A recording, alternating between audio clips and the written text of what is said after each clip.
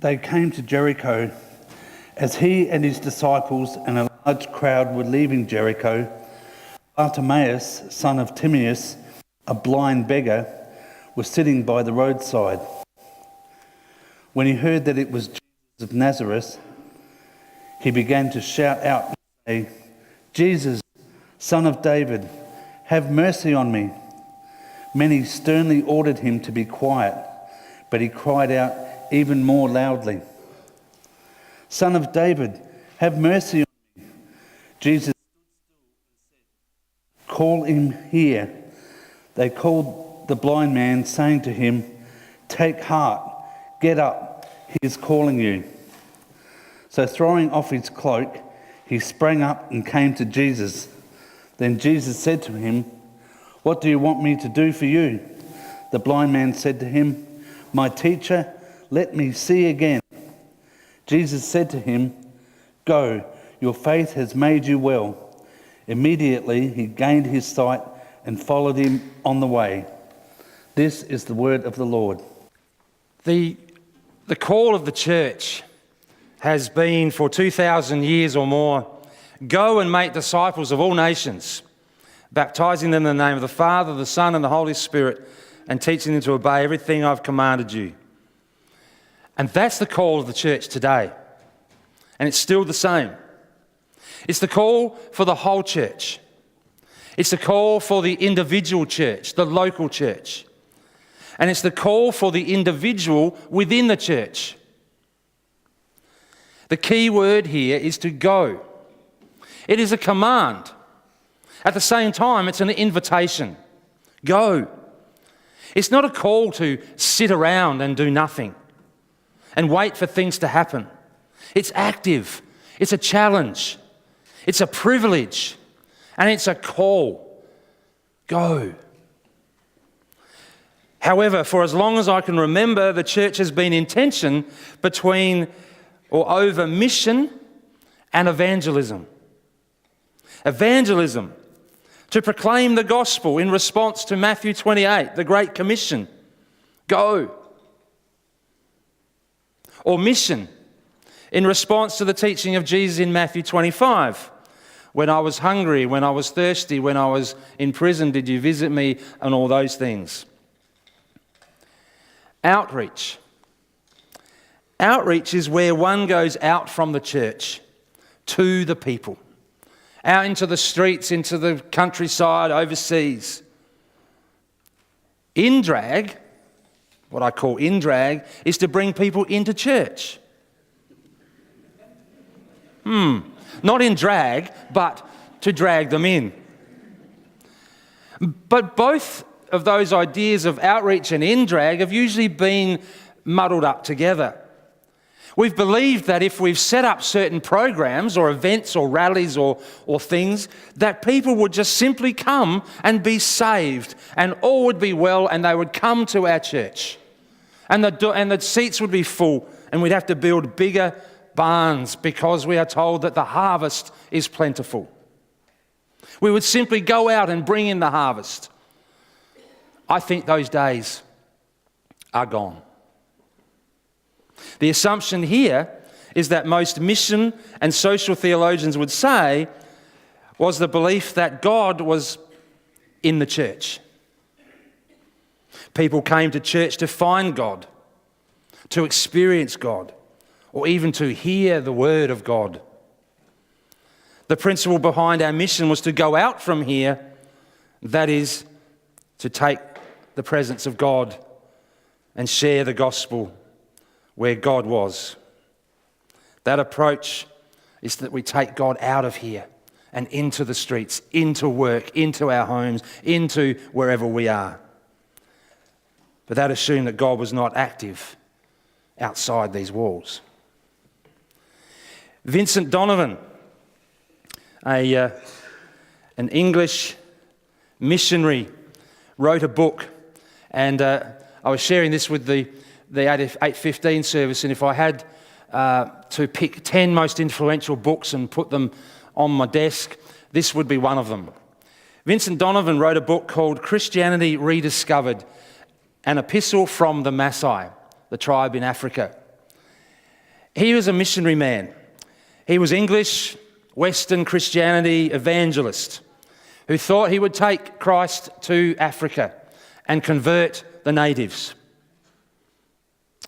Essentially, he discovered, if you read the book, that God was already there. God was already there in the experience of the Maasai tribe. And he learned a great deal about mission, about the presence of God. Hence the subtitle, An Epistle from the Maasai. They taught him about God or Christ being present. A couple of years ago, at a synod meeting in Adelaide, I heard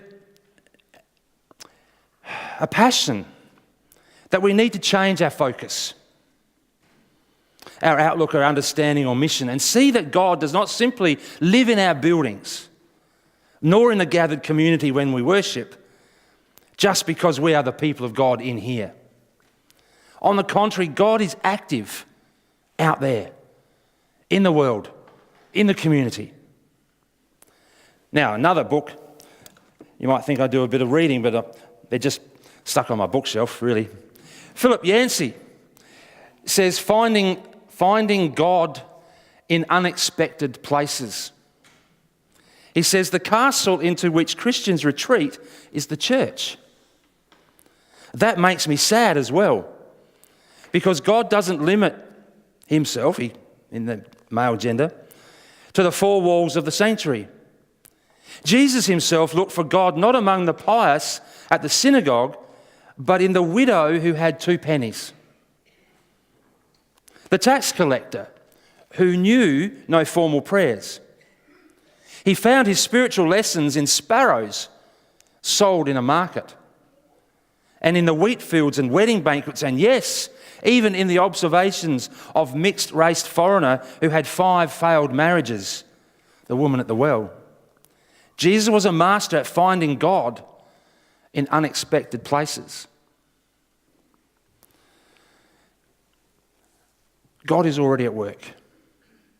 God is active in people's lives right now. God is active in the birth of a child, or in painful surgery, in the education system, in sporting events, coffee, friendships, funerals of loved ones or neighbour, the grand designs of nature or a majestic sunset. Evangelism is about going out to where people are, or as Donovan puts it, a process of bringing the gospel to people where they are, not where you would like them to be. A young person once responded to the question of evangelism by saying, don't try and call them, that is young people, back to where they were. And do not try to call them to where you are, as beautiful as that place might be. You must have the courage to go with them to a place that neither you or they have been before. What a challenge. The church has no monopoly on God. God is bigger than any church, bigger than any individual. We are all called, we're all disciples, we're all called to go and help people to unlock or discover or to find insight into the activity of God in their lives and the presence of God. It's not so much about conversion, that is turning away from a life of something, but to embrace life, to find life and discover new life. It's not so much about coming to church where we hope all will be fine, but it's about going and engaging in people's lives, building those relationships.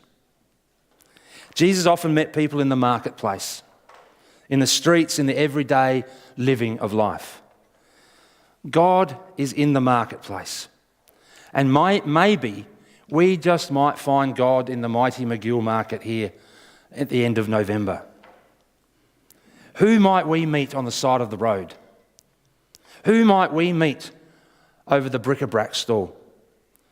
Who might we meet in the marketplace?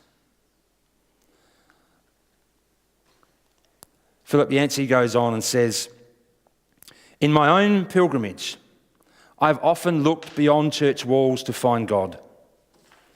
I began to believe. I found rumours of transcendence, the footprints of God in many places I'd never thought of looking before. God was active in Bartimaeus way before the disciples ever got to him. Bartimaeus may have been a beggar, blind, outcast, unclean. Bartimaeus was a man on the margins. He could have easily been one of these people we see down Rundle Mall with his bag out, blanket, hat or tin, ready to collect anything that someone might, throw or place or put in the tin, hoping it's not a stone or a bottle top. Bartimaeus may have smelt. Maybe he was dirty. But Bartimaeus was different.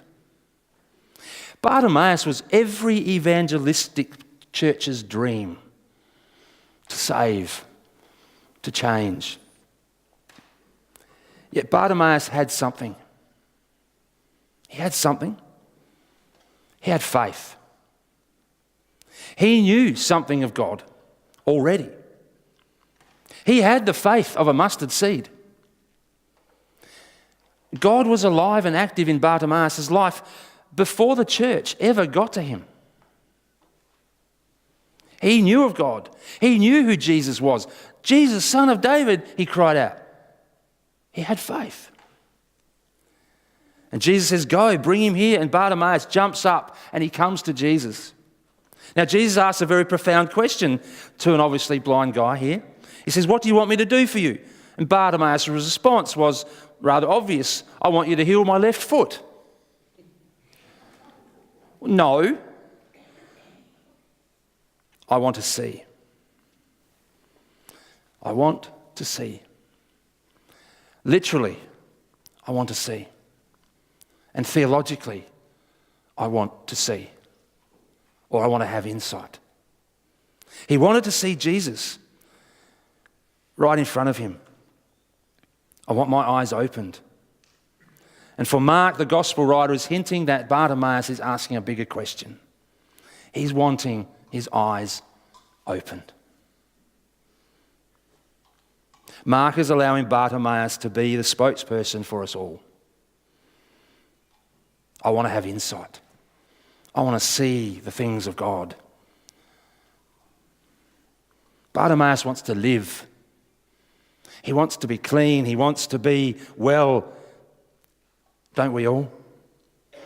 And Jesus identifies with this guy's faith. That is already there. The divine activity of God that was already present. Jesus didn't say, if you have faith, you'll be better. Rather, Jesus says, your faith has made you well. Your faith has made you well. Faith that was present before Jesus and the crowd ever met Bartimaeus. So faith is out there, folks. It's in here as well. It's in the coffee we have at the shops. It's in the conversations we have with the neighbours over the back fence. It is on the bus as we go to work or school or shopping. Go, says Jesus, and help others gain insight. Go and share and act and speak of the hope and faith that God is already present in the lives of people we meet every day. And I reckon most people want to know why we go to church and why we believe what we believe of this bloke called Jesus. Because they want to connect. They want to have insight. They want to find out some meaning, some truth, some understanding of this world. So go. Go and open up eyes for insight. Upon meeting Jesus, Bartimaeus was free. He was a new person. And he followed Jesus. A new life had come. A new purpose. He throws off his cloak of beggarhood, whatever that, that was the identification as a beggar. He throws that off. He doesn't need it anymore. He springs up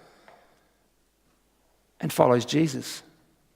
He becomes a disciple, a churchgoer, a Christian, one of us. He could see, for he gained insight. So Matthew 28 says, go and make disciples of all nations. Jesus didn't say anything about bringing people or dragging them into church to find God in here. The call for us is not to in-drag, but to outreach, to share that love, practical ways of affirming, finding God in the ordinary places, of unexpected places, to speak into ordinary and everyday people's lives, and to leave the rest up to God. So go, says Jesus. Go. So may we find that our eyes are opened as we meet God in unexpected places.